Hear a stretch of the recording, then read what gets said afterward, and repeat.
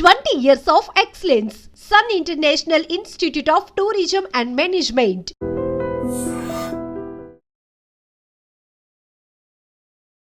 Hi hello నమస్తే, welcome to iDream media. నేను మీ శ్రావ్య. ఇవాళ నిఫ్టీ 50 మార్కెట్ ఎలా ఉంది, వాటి గురించి ఫుల్ డీటెయిల్స్ ఇవ్వడానికి మనతో ఉన్నారు ఏఎస్ చక్రవర్తి గారు, senior market analyst and trainer. నమస్తే సార్. నమస్తే శ్రావ్య మేడం గారు. ఎలా ఉన్నారు? ఫైన్ మేడం గారు. మీకు మరొకసారి ధన్యవాదాలు చెప్పుకుంటూ, మీ ఐడ్రీమ్ ఛానల్ కూడా ధన్యవాదాలు చెప్పుకుంటూ మనం స్టార్ట్ చేద్దాం కార్యక్రమం. సో మనము లాస్ట్ టైం మాట్లాడుకున్నప్పుడు నిఫ్టీ 50 25,250 దగ్గర రెసిస్టెన్స్ ఉంది, దాన్ని బ్రేక్అవుట్ ఫోర్స్ గా బ్రేక్అవుట్ చేస్తేనే ఫర్దర్ అప్వర్డ్ ఉంటుందని చెప్పారు. మీరు చెప్పినట్లుగానే ఇప్పుడు అది మారింది. అవునవును. సో ఇవాళ మార్కెట్ చూసుకుంటే, నిఫ్టీ 50 మార్కెట్ చూసుకుంటే 24,837 దగ్గర ఉంది, -225 దగ్గర ఆగింది సార్. సో దాని గురించి మళ్ళీ ఇవాళ మాట్లాడుకుందాం. నిఫ్టీ 50 ఎలా ఉండబోతుంది చెప్తాను. శ్రావ్య మేడం గారు, మనం పోయిన వారం డిస్కస్ చేసినప్పుడు ఏమని చెప్పామంటే, నిఫ్టీ అనేటువంటిది ఓవరాల్గా ట్రేడింగ్ జోన్లో ఉంది, ట్రేడింగ్ పీరియడ్ జోన్లో ఉంది. నిఫ్టీ అనేటువంటిది 25,250 పైన క్లోజ్ అవుతూ ఫోర్స్గా, అంటే పైన క్లోజ్ అవ్వాలి. ఇంకా మాట్లాడితే 25,300 ఫోర్స్గా బ్రేక్అవుట్ చేసుకొని వెళ్ళిపోయి అక్కడ వెళ్తే అది ఏదైనా ఆలోచించడం, కానీ లేకపోతే మళ్ళీ నిఫ్టీ అక్కడ దాపోయి వెనక్కి రావడానికి ఛాన్సెస్ ఉన్నాయి అని చెప్పారు. తర్వాత పోయినసారి మనం చెప్పేటప్పుడు నిఫ్టీ ప్రభావితం చేసే అంశాలు కూడా మనం చెప్పాం పోయిన వారం. హెచ్డిఎఫ్సి బ్యాంక్ రిజల్ట్స్ అని, ఐసిఐసిఐ బ్యాంక్ రిజల్ట్స్ అని, రిలయన్స్ రిజల్ట్స్, వీటన్నిటిని బేస్ చేసుకొని, బోనస్ హెచ్డిఎఫ్సి, వీటన్నిటిని బేస్ చేసుకొని మార్కెట్స్ మూవ్ అవుతాయి. సో అందువల్ల ఏదైనా పెరిగినా కూడా 25,250 ఆ 300 మధ్యలోకి వచ్చి అక్కడి నుంచి అక్కడ చూడాలి, అక్కడి నుంచి పైకా కిందక అనేది ఒక డైరెక్షన్ తీసుకోవడానికి ఛాన్స్ ఉంటుందని చెప్పాను. సో ఇప్పుడు మనం చెప్పినట్టే నిఫ్టీ అనేది 25,000 పోయిన వారం 240 అండ్ ఆడ్ దాకా వెళ్ళింది. మళ్ళీ ఒకసారి చెప్తున్నాను, 25,240 అండ్ ఆడ్ చిల్లర వెళ్ళి అక్కడ రెసిస్టెన్స్ దగ్గర నిలబడలేక వెనక్కి తిరిగి వస్తుంది. ఇప్పుడు మీరు చెప్పినట్టు నిఫ్టీ 24,837 దగ్గర ఉంది. ఇప్పుడు నిఫ్టీని ప్రభావితం చేసే అంశాలు రాబోయే రోజులు ఏంటంటే మేడం గారు, 2 విషయాలు చాలా ముఖ్యమైన విషయాలు ఉన్నాయి. ఒకటి అమెరికాలో ఫెడ్ రేట్స్. ఇక్కడ ఈ ఫెడ్ రేట్స్ వచ్చేసరికి అతి ముఖ్యమైన విషయం ఏంటంటే, ఫెడ్ రేట్స్లో ట్రంప్ అనేటువంటి వ్యక్తి విపరీతంగా, అంటే ఫెడ్ చైర్మన్ పావెల్ అంటాడు, అతని మీద ప్రెజర్ పెడుతున్నాడు. ఏమనంటే, నువ్వు ఫెడ్ రేట్లు, ఇంట్రెస్ట్ రేట్లు తగ్గించవలసిందే టు బూస్ట్ ది అమెరికన్ ఎకానమీని. ఇక్కడ 2 విషయాలు ఏంటంటే, ఒకటి ఎకానమీ బూస్ట్ చేయటం, ఒకటి ఇన్ఫ్లేషన్ కంట్రోల్ తప్పకుండా చూసుకోవటం, ఒకటి రెండింటిని బ్యాలెన్స్ చేసుకోవటం ఉంటుంది.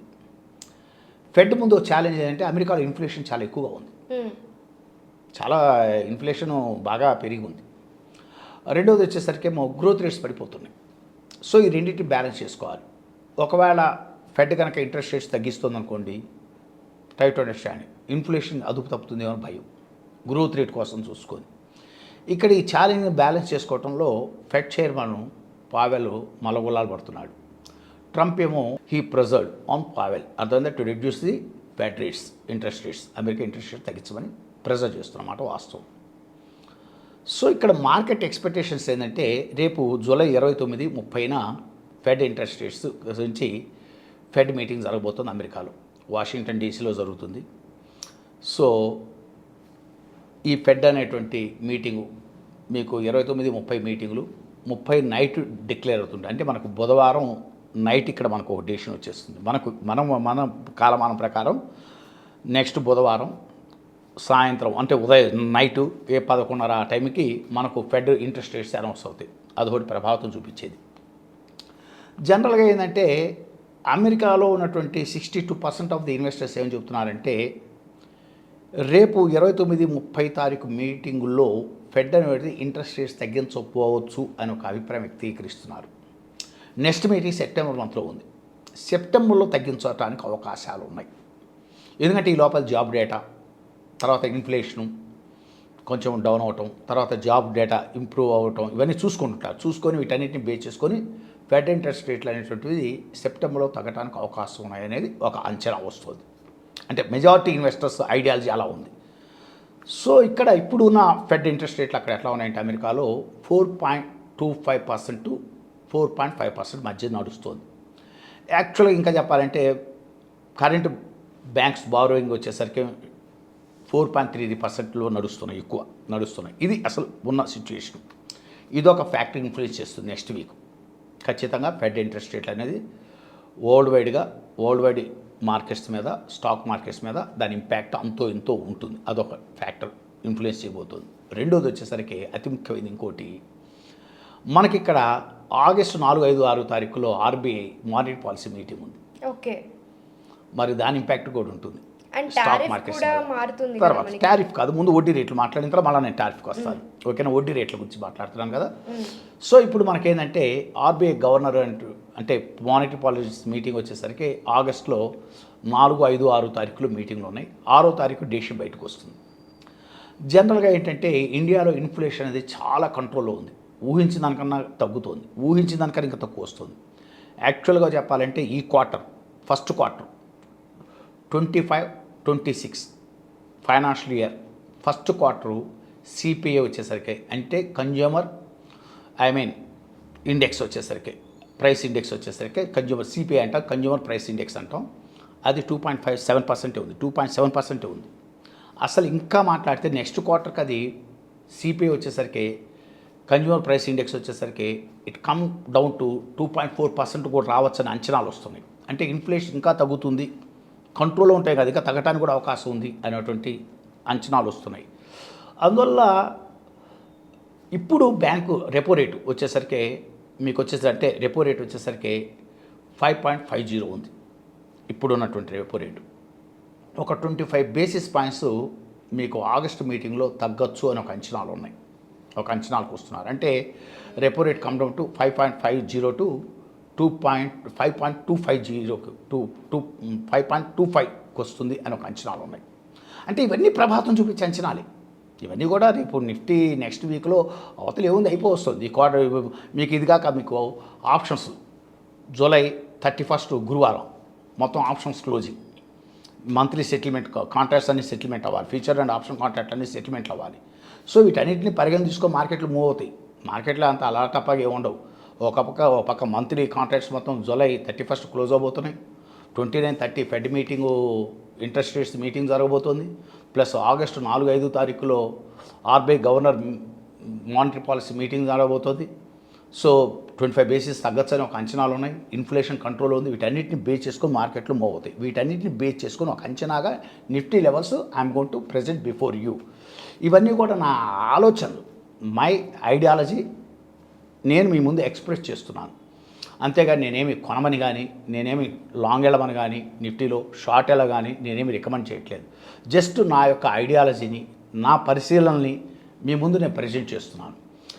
నెక్స్ట్ నిఫ్టీ వచ్చేసరికి next week maybe come down to 24,750 అనేది ఒక సపోర్ట్ ఉంది. 24,750 దగ్గర సపోర్ట్ ఉంది. అది కనుక బ్రేక్ అవుతే స్ట్రైట్ అవే 24,550 దాకా వెళ్ళిపోతుంది. అక్కడ మటుకు స్ట్రాంగ్ సపోర్ట్ వస్తుంది, మై పర్సనల్ ఫీలింగ్. మళ్ళా చెప్తున్నాను, ఇప్పుడు నిఫ్టీ అనేటువంటిది ఫస్ట్ సపోర్ట్ ఎక్కడుందంటే 24,750 ఫస్ట్ సపోర్ట్. సెకండ్ సపోర్ట్ వచ్చేసరికి 24,450 లెవెల్లో ఉంది సపోర్ట్. అది స్ట్రాంగ్ సపోర్ట్ అవుతుంది. ఆ 24,550 అనేటువంటిది బ్రేక్ డౌన్ అవటం అనేది అంత తేలికైన విషయం కాదు. అది ఏదైనా 10 పాయింట్లు అటు ఇటు కొట్టుకొని పైకి లేవాలి. అలా కాకుండా కనుక ఫోర్స్ కనుక 24,500 బ్రేక్ డౌన్ కొడితే స్ట్రైట్ ఇంకో 300 పాయింట్ పడిపోతుంది. నిఫ్టీ 24,200 కొట్టేసుకొని వెళ్ళిపోవడం ఆశ్చర్యపోవాల్సిన పనులు. ఇంకా మాట్లాడితే 24,150 కొట్టిన ఆశ్చర్యపోవాల్సిన పనులు. అక్కడ పట్టడానికి ఛాన్సెస్ ఉన్నాయి. అందువల్ల ట్రేడర్స్కి నేనేం చెప్తున్నా అంటే, షార్ట్ టర్మ్లో ట్రేడర్స్కి ఏం చెప్తున్నానంటే, మీరు నెక్స్ట్ వీక్ అంతా కూడా అవతల ఆర్బీఐ మానిటరీ పాలసీ, ఫెడ్ ఇవన్నిటి పరిగణలో తీసుకుంటూ సో 24,750 ఒక లెవెల్ పెట్టుకోండి. అది కట్ అవ్వకుండా పైకి వెళ్తుందని చూసుకోండి. రెండోది 24,550 ఒక లెవెల్ పెట్టుకోండి. అది కట్ అవ్వకుండా పైకి వెళ్తుందని చూడండి. పైకి వెళ్తుంటే పొజిషన్ తీసుకోండి. అదేవిధంగా అక్కడ కనుక 24,500 బ్రేక్ డౌన్ అవుతే మటుకు ఫోర్స్గా మీకు వచ్చేసరికి 24,100 టు 24,200 మధ్య వెళ్ళటానికి ఛాన్స్ ఉంది. 24,100 నుంచి 24,200 మధ్య వెళ్ళటానికి ఛాన్స్ ఉంది. అక్కడ బట్టి ఖచ్చితంగా బౌన్స్ అవుతుంది. ఖచ్చితంగా నిఫ్టీ బౌన్స్ అవడానికి 100% ఛాన్సెస్ ఉన్నాయి, నో డౌట్. ఇది అనుకోండి. నెక్స్ట్ వచ్చేసరికి మేడం అప్పోర్డ్ వచ్చేసరికి ఎప్పుడే మళ్ళీ జ్ఞాపకం పెట్టుకోండి. షార్ట్ టర్మ్ ట్రేడర్స్కి నా పరిశీలన నేను చెప్తున్నది ఏంటంటే, నేను కొనమని చెప్పట్లేదు, అమ్ముకోమని చెప్పట్లేదు, నా పరిశీలన చెప్తాను. దాన్ని బట్టి మీరు టెక్నికల్గా చూసుకొని మీకున్న అంచనాలతోటి, ఎందుకంటే డబ్బు పెట్టేది మీరు, లాభాలు వచ్చేది మీకు, వర్కౌట్ అవుతాయి. ఒకవేళ తేడా పడితే పోయేది మీ డబ్బులు. అందువల్ల మేమే రికమెండ్ చేయట్లేదు ఇక్కడ, జస్ట్ మా పరిశీలన నేను చెప్తున్నాను. నెక్స్ట్ నిఫ్టీ పైకి వచ్చేసరికి మటుకు 25,250 టు 25,350 మధ్యనే రెసిస్టెన్స్, బలమైన రెసిస్టెన్స్ ఉంది. ఆ పైన క్లోజ్ అయ్యేంత వరకు నిఫ్టీని నమ్మటానికి వీల్లేదు. మళ్ళీ వన్స్ అగైన్ రిపీట్, 25,250 టు 25,350 మధ్యలోనే నిఫ్టీకి బలమైన రెసిస్టెన్స్ ఉంది. ఆ పైన కనుక ఫోర్స్గా క్లోజ్ అవుతాయి వెళ్ళి, అప్పుడు మాత్రమే షార్ట్ టర్మ్ ఇన్వెస్టర్స్ పొజిషన్ తీసుకోవటానికి ఆలోచించుకోవాలి. అది నా యొక్క ఆలోచనలో, అంటే నా ఆలోచన చెప్తున్నాను. మిమ్మల్ని తీసుకోమని నేను రికమెండ్ చేయట్లేదు, అమ్ముకోమని చెప్పట్లేదు. నా అనాలిసిస్ ఏంటంటే, నా ఒపీనియన్ ఏంటంటే, మార్కెట్ నిఫ్టీ అనేటువంటిది మళ్ళీ వన్స్ అగైన్ రిపీట్ 25,250 టు 25,350 మధ్య కన్సాలిడేటివ్ ఫోర్స్గా కనుక 25,350 క్రాస్ అయ్యి వెళ్ళిపోతుంటే మాత్రమే షార్ట్ టర్మ్ ఇన్వెస్టర్స్ మార్కెట్లోకి వెళ్ళాలి. అది దాటానసేపు మార్కెట్ రాబోయే రోజుల్లో ఇప్పుడు 25,150 టు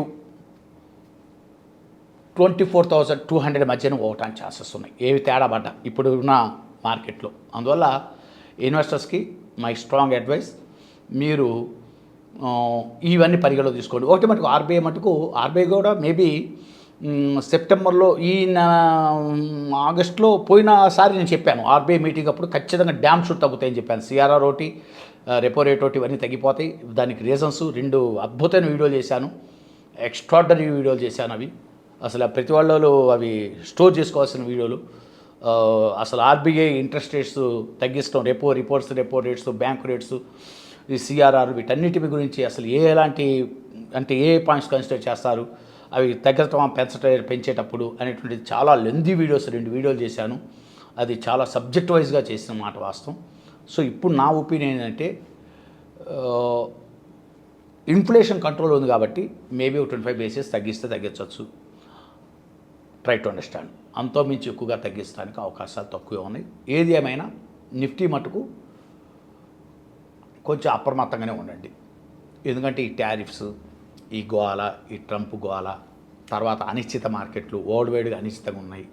వరల్డ్ వైడ్గా కొంచెం జియోగ్రఫికల్ టెన్షన్స్ ఏమి ఇంతవరకు అర్థమైంది సాల్వ్ అవ్వలేదు. అవి జస్ట్ లోపల రగులుతూనే ఉన్నాయి ఈ జియోగ్రఫికల్ టెన్షన్స్ అన్నీ. తర్వాత ఈ ట్రంప్ యొక్క అపరిపక్వ విధానాలు, టెంపరితనము, ఇవి కూడా మార్కెట్ని ఇన్ఫ్లుయెన్స్ చేస్తున్నాయి, ఈ టారిఫ్ విధానాలు కూడా. అందువల్ల వీటన్నిటిని మనం చాలా జాగ్రత్తగా పరిశీలించుకోవాలి. అందువల్ల ఆచితూచి అడిగేమని చెప్తున్నాను. Okay sir, thank you so much. Thank you madam గారు, థ్యాంక్ యూ.